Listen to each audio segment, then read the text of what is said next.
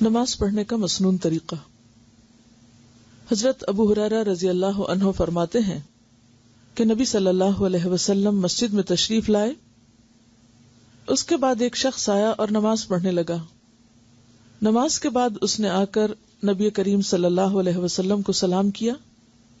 آپ نے سلام کا جواب دے کر فرمایا کہ واپس جا کر دوبارہ نماز پڑھو، کیونکہ تم نے نماز نہیں پڑھی۔ چنانچہ اس نے دوبارہ نماز پڑھی اور واپس آ کر پھر آپ کو سلام کیا۔ آپ نے اس مرتبہ بھی یہی فرمایا کہ جا کر دوبارہ نماز پڑھو، کیونکہ تم نے نماز نہیں پڑھی۔ 3 مرتبہ اسی طرح ہوا۔ آخر اس شخص نے کہا کہ اس ذات کی قسم جس نے آپ کی بعثت حق پر کی ہے، یعنی حق کے ساتھ آپ کو نبی بنا کر بھیجا ہے، میں تو اس سے اچھی نماز پڑھنا نہیں جانتا، اس لیے آپ مجھے اچھی طرح نماز کی تعلیم دے دیجیے۔ آپ صلی اللہ علیہ وسلم نے فرمایا کہ جب نماز کے لیے کھڑے ہوا کرو تو پہلے تکبیر کہو، پھر قرآن مجید میں سے جو کچھ تم سے ہو سکے آرام آرام سے پڑھو، یعنی سورۃ الفاتحہ اور اس کے بعد کی قرات کی طرف اشارہ ہے۔ اس کے بعد رکوع کرو اور اطمینان سے رکوع میں جاؤ، یعنی جلدی نہ کرو۔ اس شخص کو جو آپ نے بار بار نماز پڑھنے کے لیے کہا تھا، اس کی وجہ یہ تھی کہ وہ بہت جلدی یا تیز نماز پڑھ رہا تھا، اس کی نماز میں اطمینان نہیں تھا۔ پھر سر اٹھاؤ اور پوری طرح کھڑے ہو جاؤ، پھر جب سجدہ کرو تو پوری طرح سجدے میں چلے جاؤ، پھر سجدے سے سر اٹھا کر اطمینان سے بیٹھ جاؤ، دوبارہ پھر اسی طرح سجدہ کرو۔ یہی طریقہ نماز کی تمام رکعتوں میں اختیار کرو۔ اس شخص نے قیام، رکوع اور سجود اچھی طرح ادا نہیں کیے تھے، اسی وجہ سے آپ صلی اللہ علیہ وسلم نے اسے نماز لوٹانے کا حکم فرمایا، یعنی جلدی میں پڑھی ہوئی نماز گویا نماز ہی نہیں، اس شخص نے گویا پڑھی ہی نہیں۔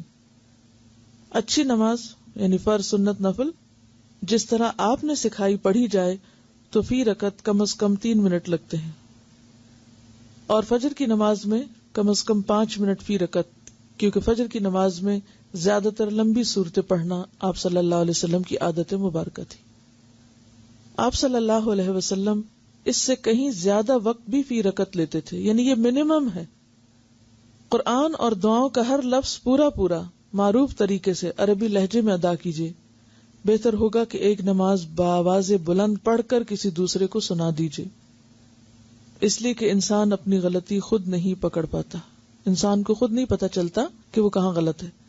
ہر نماز یہ سمجھ کر پڑھیے کہ یہ آپ کی آخری نماز ہے، یعنی ہر نماز کو بہترین بنانے کی فکر ہو، کیونکہ کوئی نہ کوئی نماز تو آخری ہونی ہی ہے، تو بہتر ہے کہ ہر نماز اسی طرح پڑھی جائے تاکہ آخری بھی اچھی سی پڑھی جا سکے۔ آپ صلی اللہ علیہ وسلم کی پہلی رکعت کے قیام کا اندازہ عام طور پر بقدر 30 آیات قرآنی اور دوسری رکعت کے قیام کا اندازہ اس کا آدھا تھا، یعنی پہلی رکعت طویل ہوتی تھی اور دوسری رکعت اس سے آدھی طویل ہوتی تھی، یعنی اگر پہلی رکعت میں 30 آیات پڑھتے تو دوسری میں 15 تقریباً۔ آپ صلی اللہ علیہ وسلم سے فجر اور مغرب کی نماز میں سورہ طور کا پڑھنا بھی ثابت ہے، فجر اور مغرب کی۔ اس سے پتہ چلتا ہے کہ مغرب کی نماز بھی بہت جلدی نہیں پڑھنی چاہیے، نہیں بعض اوقات آپ نے وہ قرات جو فجر میں کی اور فجر کی قرات طویل ہوتی ہے تو وہی مغرب میں کی، تو اس سے پتہ چلتا ہے کہ مغرب کی نماز بھی وقت لے کر پڑھنی چاہیے۔ آپ اپنی نماز کا جائزہ اس حدیث کی روشنی میں ضرور لیجئے، کیونکہ نماز مسنون طریقے سے نہ پڑھی جائے تو وہ منہ پر مار دی جاتی ہے۔ مسنون نماز پڑھنے کی تفصیل کے لیے ہماری کتاب 1000 منتخب احادیث ماخوذ از بخاری شریف نماز کا بیان پڑھیے۔ یہ انہوں نے بخاری کا ترجمہ لے کے اس میں سے ریپیٹیشن نکال کر ایک کتاب اردو میں چھاپی ہے، اچھی مفید کتاب ہے، کوئک ریفرنس کے لیے سب کے لیے وہ اچھی ہے انشاءاللہ۔ الہدا کی سائٹ پر یہ کتاب موجود ہے، وہاں سے بھی آپ سن بھی سکتے ہیں۔ بہتر یہی ہے کہ آپ سن کر پڑھیں اس کو، کیونکہ اگر ہم نمازیں پڑھ بھی رہے ہیں اور درست طریقے پر نہیں پڑھ رہے، سنت کے مطابق نہیں پڑھ رہے، تو ویسے ہی گویا نہیں پڑھ رہے۔ اور نماز تو وہ چیز ہے جس کا سب سے پہلے حساب ہوگا قیامت کے دن، اور جب تک کوئی نماز کے پرچے میں پاس نہیں ہوتا وہ آگے نہیں جا سکے گا۔ یعنی یہ ہوم ورک صرف یہاں کا نہیں ہے، یہ تو آخرت کا بھی ہے، جس کے لیے سب کو تیاری کرنی چاہیے۔ ٹھیک ہے.